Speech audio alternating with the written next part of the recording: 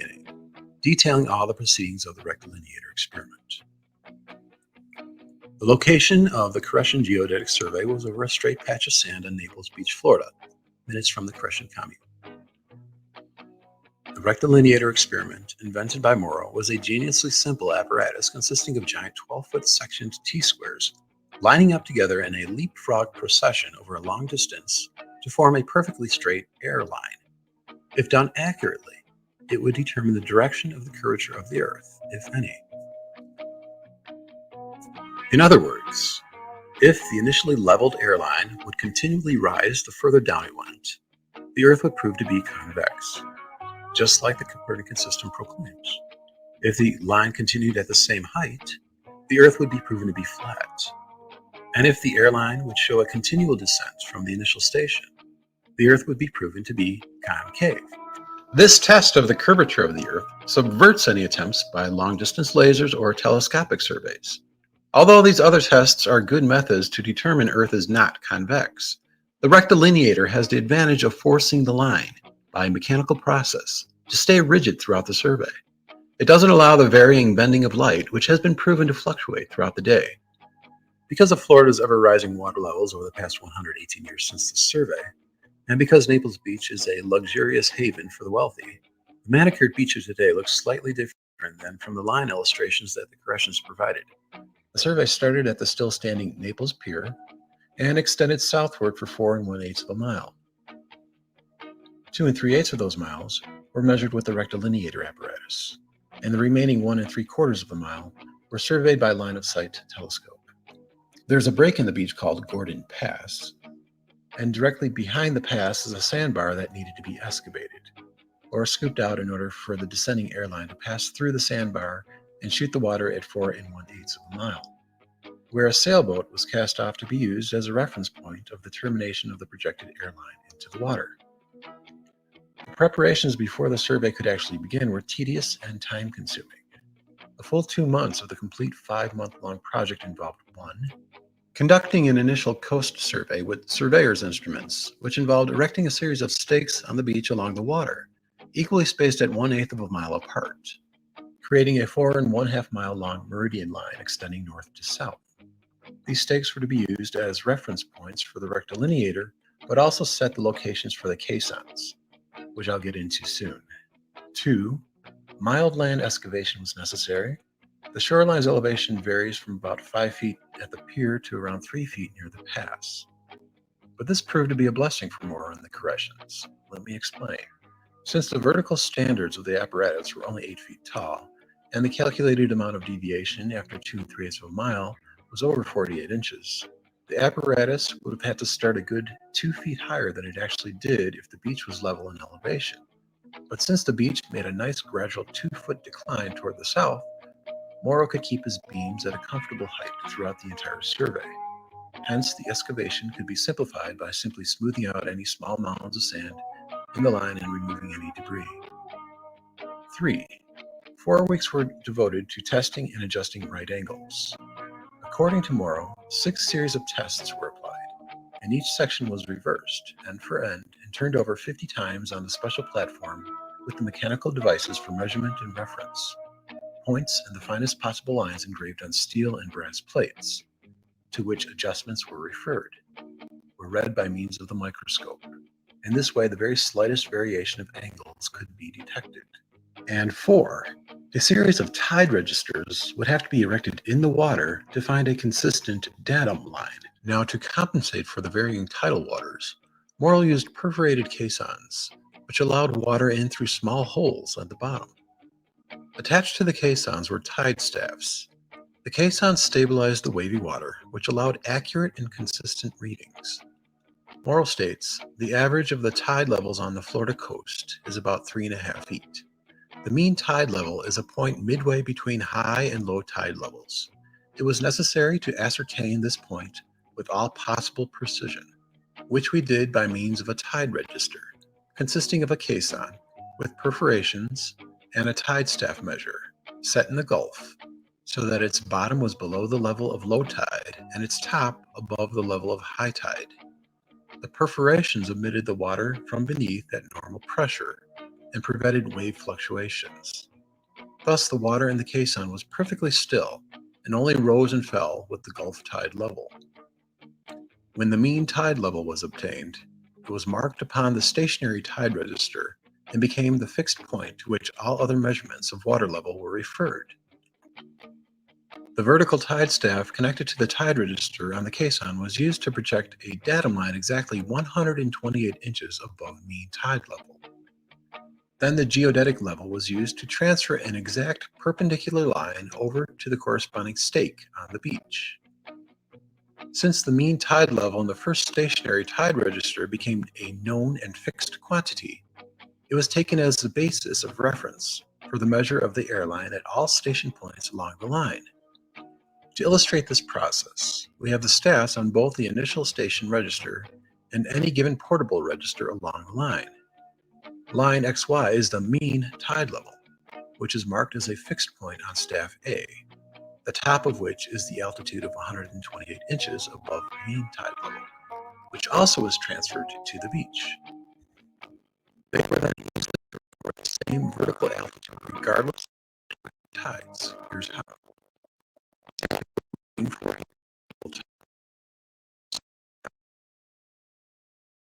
A is 12 inches above the mean tide.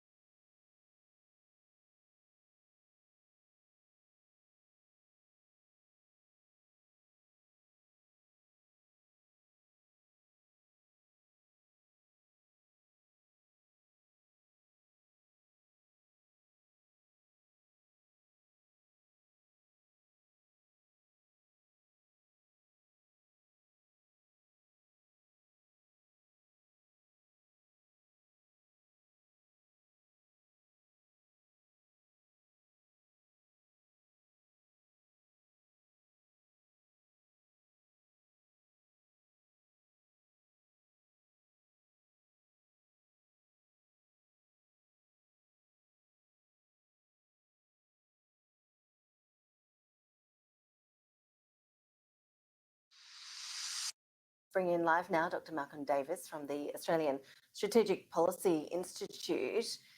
Good